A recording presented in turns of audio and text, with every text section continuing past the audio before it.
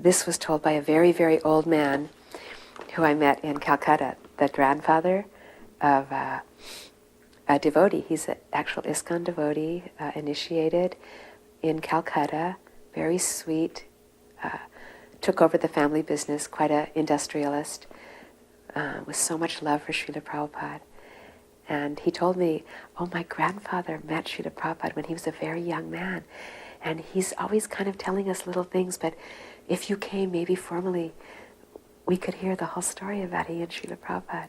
He says, but actually he's dying of cancer. He's very, very ill. I don't even know if he'll last even a few more days. So we went there to his house, and I have a picture of each person that I took an interview from, and his picture is very touching. He was like his face was eaten away, and yet he had this exquisitely blissful smile on his face. And so this is what he told.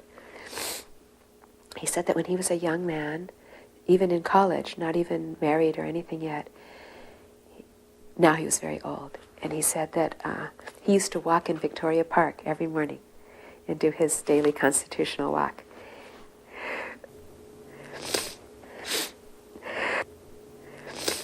And he said that he noticed after a while that there was another gentleman, a Grihasta gentleman, who was very beautiful and had this quite a nice chadar and wore chappals and very aristocratic, kind of old-fashioned style, Vaishnava. And he used to be walking kind of on the same route as him. So he somehow made friends with him.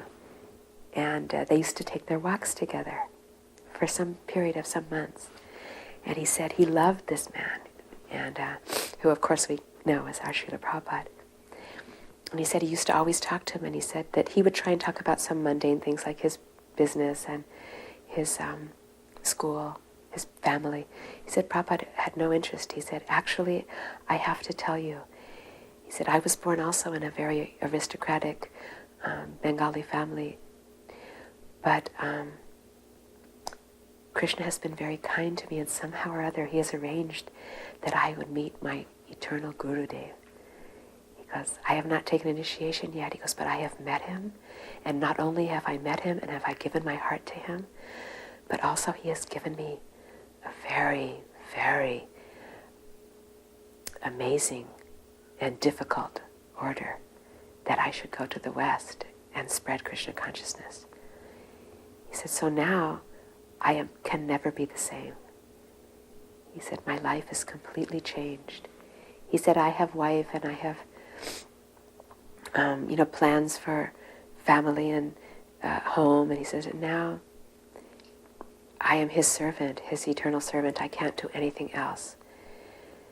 And then when they used to walk, at times Prabhupada would preach to him from the Gita and from the Srimad Bhagavatam. And he said he didn't have so much of a mind to hear it, but he just remembered one special thing that Srila Prabhupada said. He was always glorifying his Gurudev, and many times weeping when he would discuss about how much he loved him and how much he had changed his life in one conversation, and how he was practicing deeply already that Krishna consciousness that his Gurudev had ordered, and preparing himself, and already beginning to write in English. And so he just said that he didn't have such mind. He goes, I was Arya Samajam. I was not from pure Vaishnava family. He goes, but I remember one time he told me this quote, and he used to quote it quite often, about how Krishna was just like the sun. And wherever there was any darkness or any fear or anything that wasn't beautiful and pure, then Krishna, the light of Krishna, could change that immediately if one could remember like that. He said he would always remind me. He goes, but I didn't practice so much. He said, but now, here I am. He goes, and for some period of time, I've been suffering terribly because this body is dying. He said, and what amazing thing has been happening to me. And I was telling my grandson, you please bring that person to come and I want to tell about this. He said, is that as I'm lying here, and my doctor would say that I should be in excruciating pain, he said, what I'm seeing is the face of that Srila Prabhupada. He said, I never got to see him again. He goes, I heard what he had done. in America and also in India. And I tried to go once to Maya Prabhupada. He was out of station. He goes, I never saw him again. He said, but what I remember, his beautiful face and the way he preached with so much love and the potency of Krishna coming through him. He goes, now that is coming into my heart day and night. He goes, I'm seeing his face. And I am remembering what he said about no fear and no suffering. He goes, and I am feeling very, very blissful. And I am feeling very, very fortunate that he was my friend. That he was a friend to me. So this was told to us by an old gentleman, Vaishnav, who lives just a couple of doors down from Radha Damodar in one of those houses that front on the back. They kind of close in on the back of Rupa Goswami's Samadhi area. His name is Hridayananda Das Babaji. And we found him because the devotee who takes care of Srila Prabhupada's rooms, I asked him to keep an eye out, and he said this old man used to come all the time and cry in front of Prabhupada's murti there. And so we followed him home, and we found out, so we asked him, in his little room. His room was just completely cluttered and full of, books, Krishna conscious books. And when we asked him if he had any memories that he could tell us about Srila Prabhupada, he immediately began to weep, just like a baby, just weeping. And then he said, he goes, I've lived in Vrindavan. He says, I'm like 89 years old or something. I've lived in Vrindavan my whole life, and never, ever in my whole years that I've lived here have I seen anyone do sadhana like him.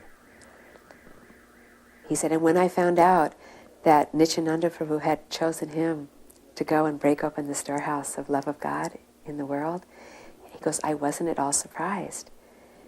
So we said, well, what were those memories? What do you remember? He had a few memories, and the first one was, he said he used to live in that room, and he always lived in that same room. He never moved from that room. And he said he knew that Srila Prabhupada lived nearby him, and he always saw him going in and out of Radha Damodar and saw him going on parikrama around Vrindavan, but he was very grave. Prabhupada was very grave, he said, and very not social, just very walking and chanting. And he said even when he used to go to Radha Damodar sometimes to do parikrama, Srila Prabhupada would be either on the veranda there or in his rooms just writing and chanting, and he never wanted to disturb him. So he knew who he was, but didn't ever spoken with him or anything. And he noticed that some evenings in the middle of the night, not evening, but in the middle of the night, he would hear this voice coming from the courtyard of Rupa Goswami's Samadhi. And it would be like a crying voice, calling out, kind of in this very pathetic tone. And it would go for quite a while in the night. But he said he was usually sleeping and he didn't go to investigate what it was. And he heard it quite regularly. And then he said one night he heard that again, and it was a full moon, and he wasn't that sleepy, and he decided to go up the stairs and go up to the roof. And so he was standing on the roof in the middle of the night, and he was looking down into the courtyard. And what he saw by Rupa Goswami's Bhajan Kutir and Samadhi was, he saw our Srila Prabhupada, and he was bending down in front of the Samadhi, and he had a broom, like a broom made out of straw. And he was sweeping there in that courtyard, and as he was sweeping, he was crying, and he was calling out, "Hey Gurudev, hey Gurudev, give me your mercy, give me your mercy. Hey Rup, hey Sanatan, give me your mercy, please give me your mercy. Without your mercy, how can I do what you have asked me to do?" And he said then he realized that all those times that he had heard that in the middle of the night, that was our Srila Prabhupada performing one aspect of his sadhana there, in that very special place for him.